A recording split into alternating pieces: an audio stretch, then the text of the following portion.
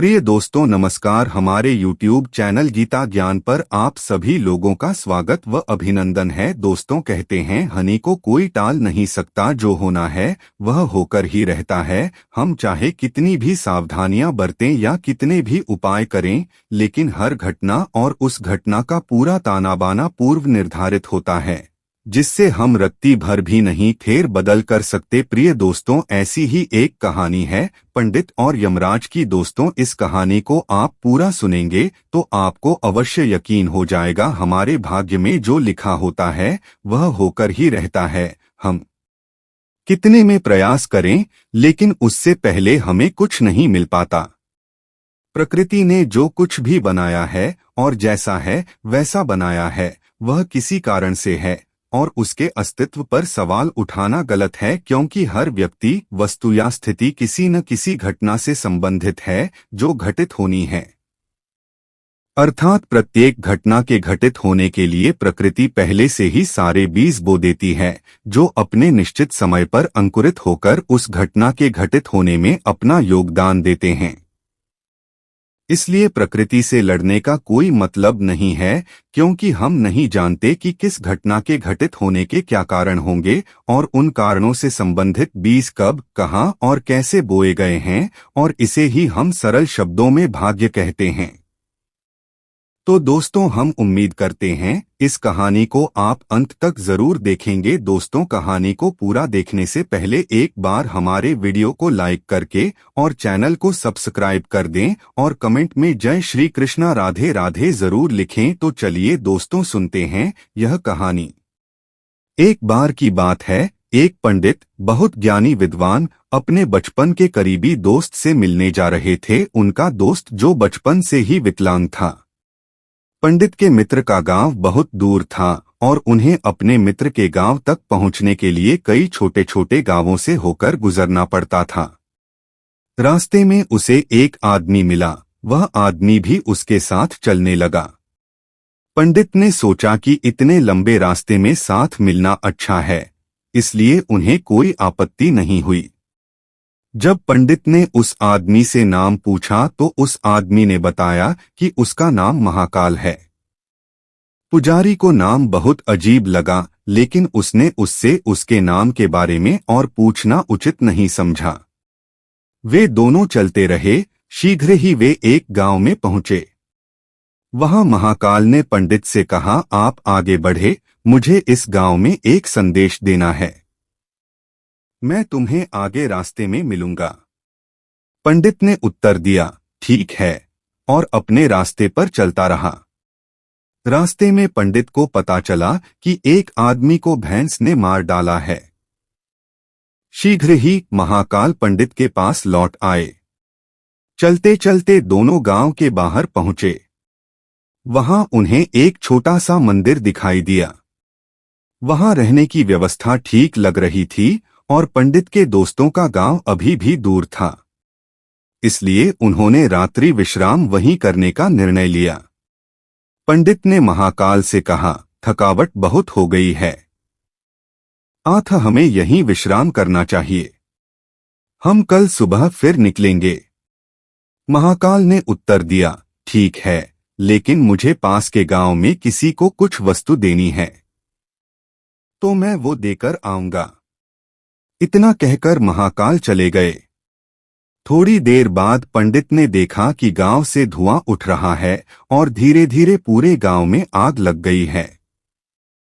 यह वही गांव था जहां पर महाकाल गए थे। यह देखकर पंडित को आश्चर्य हुआ और उसने मन ही मन सोचा, यह महाकाल जहां भी जाते हैं वहां किसी न किसी प्रकार की हानि क्यों होती है, जरूर कुछ गड़बड़ है। कुछ देर बाद महाकाल मंदिर लौट आए। सुबह होते ही दोनों अपने गंतव्य की ओर चल पड़े। कुछ देर बाद एक और गांव आया और महाकाल ने पंडित से कहा, आप आगे बढ़े, इस गांव में मुझे भी कुछ काम है, इसलिए मैं आपसे रास्ते में बाद में मिलूंगा। इतना कहकर महाकाल चले गए। इस बार पंडित आगे नहीं बढ़ा और उस पर नजर रखने के लिए महाकाल के पीछे चला गया कि वह कहाँ जाता है और क्या करता है। जब पंडित महाकाल पर नजर रख रहा था तो उसने सुना कि एक आदमी को सांप ने काट लिया और उस आदमी की मौके पर ही मौत हो गई। पंडित ने वहां कुछ नहीं कहा और दोनों अपनी राह चलते रहे। थोड़ी देर बाद पंडित खुद को पूछने से नहीं रोक सका और उसने महाकाल से कहा, आप जहां भी जाते हैं कुछ न कुछ नुकसान होता रहता है। क्या तुम मुझे बता सकते हो कि आखिर होता क्या है? महाकाल ने पंडित को जवाब दिया, आप एक बुद्धिमान व्यक्ति लगते हैं, इसलिए मैं आपके साथ चलने लगा क्योंकि बुद्धिमानों की संगति हमेशा अच्छी होती है। लेकिन फिर भी तुम्हें समझ नहीं आया कि मैं वास्तव में कौन हूँ। पंडित ने उत्तर दिया, मैं समझ गया हूँ, लेकिन फिर भी मैं अपना संदेह दूर करना चाहता हूँ। यदि तुम अपना परिचय ठीक से दे सको तो मेरे लिए यह आसान हो जाएगा। महाकाल ने उत्तर दिया, मैं यमदूत यमराज का सेवक हूँ। यमराज मृत्यु के देवता की आज्ञा से मैं उन लोगों को मारने आया हूँ जिनका जीवन काल पूरा हो चुका है। हालांकि पंडित को यह विचार पहले से ही था, फिर भी इसके बारे में सुनकर वह थोड़ा घबरा गया। फिर भी उन्होंने पूछा, अगर ऐसा है बताओ अगली मौत किसकी है? महाकाल ने उत्तर दिया, अगली मृत्यु तुम्हारे मित्र की है जिससे तुम मिलने जा रहे हो और तुम उसकी मृत्यु का कारण बनोगे।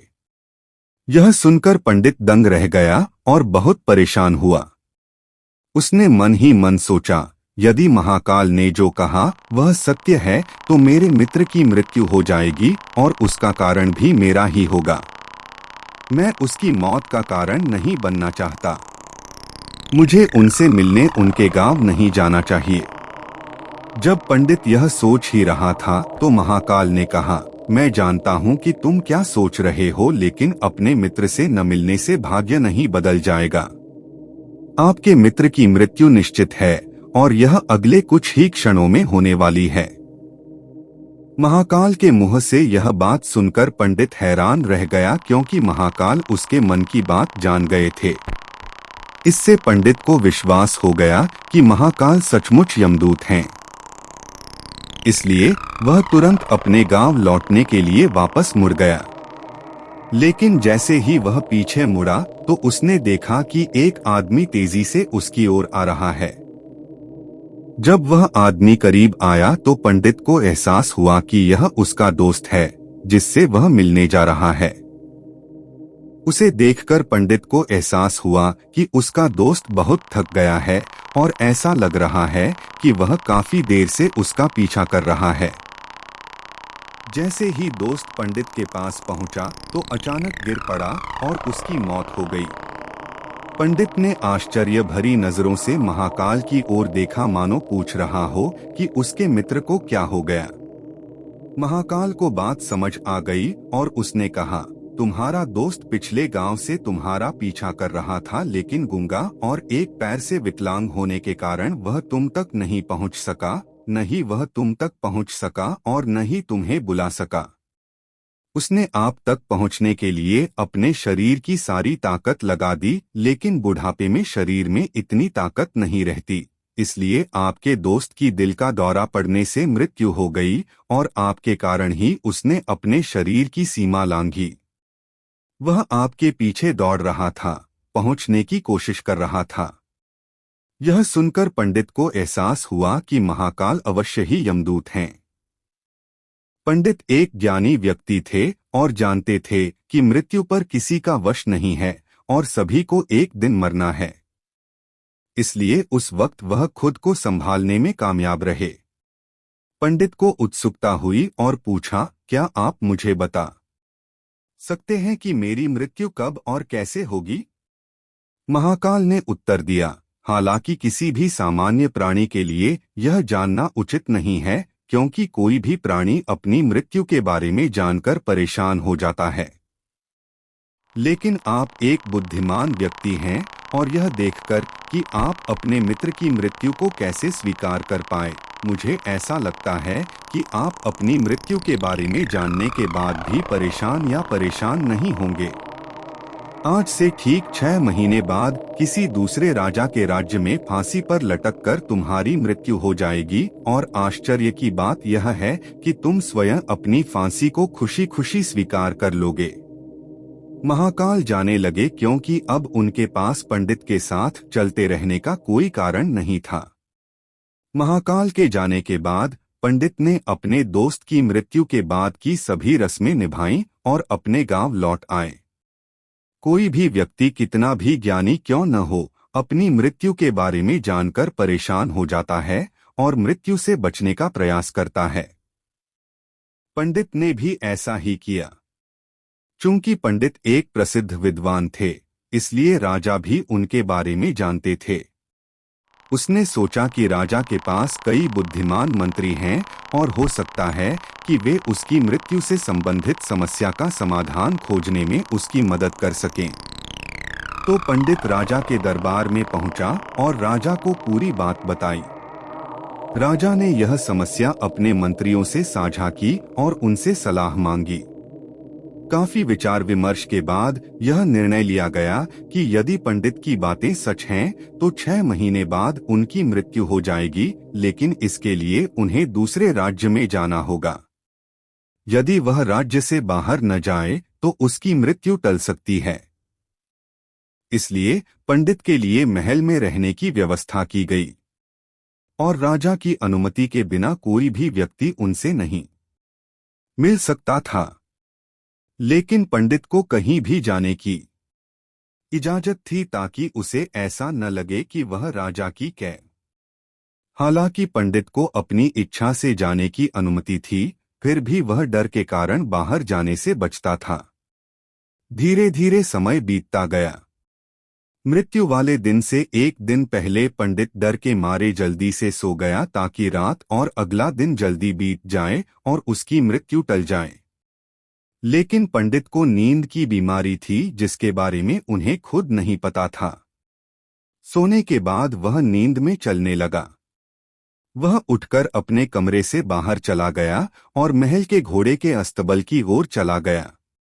किसी ने उसे रोका या किसी प्रकार की पूछताछ नहीं की क्योंकि सभी सेवक जानते थे कि वह राजा का विशेष अतिथि है।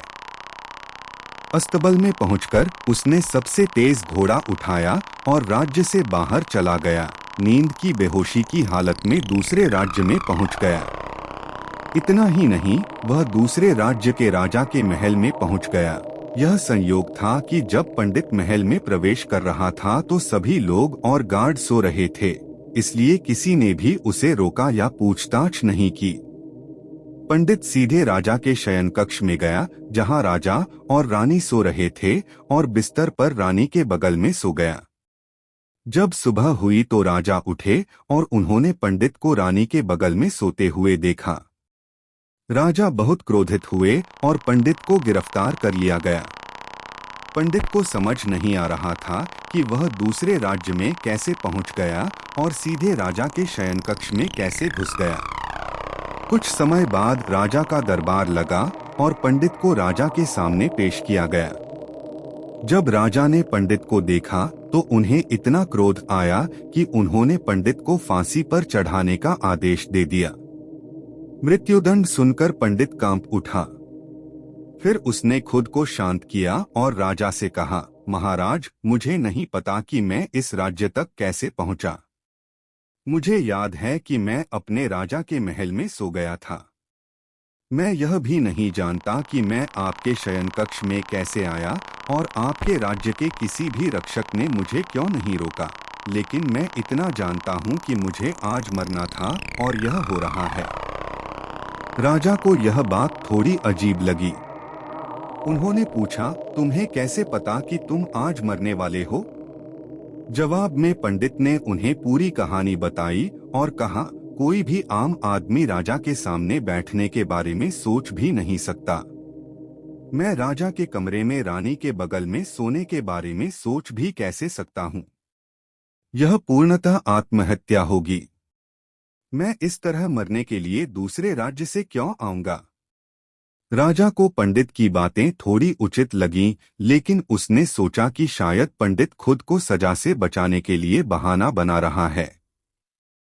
पंडित को समझ नहीं आ रहा था कि वह दूसरे राज्य में कैसे पहुंच गया और सीधे राजा के शयनकक्ष में कैसे घुस गया। चूंकि पड़ोसी राज्य का राजा उसका मित्र था, उसने तुरंत कुछ सैनिकों के साथ राजा के पास एक पत्र भेजा और पंडित की बातों की सत्यता का प्रमाण मांगा। सैनिक शाम होने से पहले ही लौट आए और उन्होंने राजा को बताया। पड़ोसी राजा का उत्तर था, पंडित ने जो कुछ कहा वह सच है और हमें भी नहीं पता कि वह आधी रात को वहां कैसे पहुंच गया। उसे मौत की सजा देना उचित नहीं होगा। लेकिन अब एक नई समस्या खड़ी हो गई है। चूंकि राजा ने पूरी कहानी जाने बिना ही पंडित को मृत्युदंड दे दिया था, अब यदि पंडित को फांसी नहीं दी गई तो राजा के कथन का अपमान होगा और यदि राजा की बात रखने के लिए सजा दी गई तो पंडित की मृत्यु गलत होगी। राजा ने यह बात अपने मंत्रियों से कही और काफी चर्चा के बाद वे निष्कर्ष पर पहुंचे और कहा, आपको पंडित को सूती धागे से फांसी दे देनी चाहिए। इससे आपके वचनों का सम्मान भी बना रहेगा और पंडित की मृत्यु भी नहीं होगी, क्योंकि एक धागे से फांसी पर चढ़ने से उनकी मृत्यु नहीं हो सकती। राजा को यह विचार उचित लगा और उसने वही आदेश दे दिया। राजा के कहे अनुसार पंडित को फांसी देने के लिए सूती धागे का फंदा बनाया गया। पंडित को भी विश्वास था कि सूत के एक धागे से उनकी मृत्यु नहीं हो सकती, इसलिए वे भी खुशी खुशी फांसी पर चढ़ना स्वीकार कर गए। लेकिन जैसे ही पंडित को फांसी दी गई, सूत का धागा टूट गया, लेकिन टूटने से पहले उसने अपना काम कर दिया। डोर से पंडित की गर्दन की नस कट गई थी और वह जमीन पर पड़े तड़प रहे थे। हर धड़कन के साथ उनके गले से खून बह रहा था और कुछ ही पलों में उनका शरीर बिल्कुल शांत हो गया था। वह मृत है। सभी लोग आश्चर्य से यह देख रहे थे और किसी को विश्वास नहीं हो रहा था कि एक कमजोर धागा किसी की जान ले सकता है, लेकिन घटना घटी और नेति ने अपना काम किया। अगर पंडित ने महाकाल से उसकी मौत के बारे में नहीं पूछा होता तो वह राजा के महल में कैद होकर हर दिन डर डर कर जीने की बजाय अगले 6 महीने तक कहीं बेहतर जिंदगी जी रहा होता।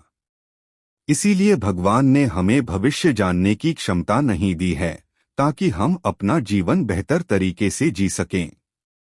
एक पंडित की मृत्यु का संबंध उसके मित्र से था, क्योंकि यदि वह अपने मित्र से मिलने नहीं जा रहा होता तो रास्ते में उसे महाकाल नहीं मिलते और पंडित उससे उसकी मृत्यु से संबंधित प्रश्न नहीं पूछता। जो होना है वो होकर ही रहता है। हम चाहे कितनी भी सावधानियां बरतें या कितने भी उपाय करें, लेकिन हर घटना और उस घटना का पूरा ताना बाना पूर्व निर्धारित होता है, जिससे हम रत्ती भर भी नहीं हट सकते। जबकि अगर पंडित अपने दोस्त से मिलने नहीं गया होता और उसका दोस्त बचपन से गूंगा और विकलांग नहीं होता तो उसकी मृत्यु नहीं होती, क्योंकि उस स्थिति में वह पीछे से आवाज देकर अपने दोस्त को रोक सकता था। यानी प्रकृति ने उन्हें बचपन से जो विकलांगता दी थी, उसका संबंध उनकी मृत्यु से था। प्रकृति ने जो कुछ भी बनाया है और जैसा है वैसा बनाया है, वह किसी कारण से है और उसके अस्तित्व पर सवाल उठाना गलत है, क्योंकि हर व्यक्ति, वस्तु या स्थिति किसी न किसी घटना से संबंधित है जो घटित होनी है। इसी प्रकार यदि पंडित को स्वयं अपनी नींद की बीमारी के बारे में पता होता तो वह पहले ही राजा को यह बात बता देता। यदि वह राजा के महल से बाहर निकलता तो कोई न कोई पहरेदार अवश्य उसे रोकता। राजा कुछ ऐसी व्यवस्था कर सकते थे जिससे पंडित नींद में जागकर कहीं न जा सके। अर्थात प्रत्येक घटना के घटित होने के लिए प्रकृति पहले से ही सारे बीज बो देती है, जो अपने निश्चित समय पर अंकुरित होकर उस घटना के घटित होने में अपना योगदान देते हैं। इसलिए प्रकृति से लड़ने का कोई मतलब नहीं है, क्योंकि हम नहीं जानते कि किस घटना के घटित होने के क्या कारण होंगे और उन कारणों से संबंधित बीज कब, कहां और कैसे बोए गए हैं, और इसे ही हम सरल शब्दों में भाग्य कहते हैं।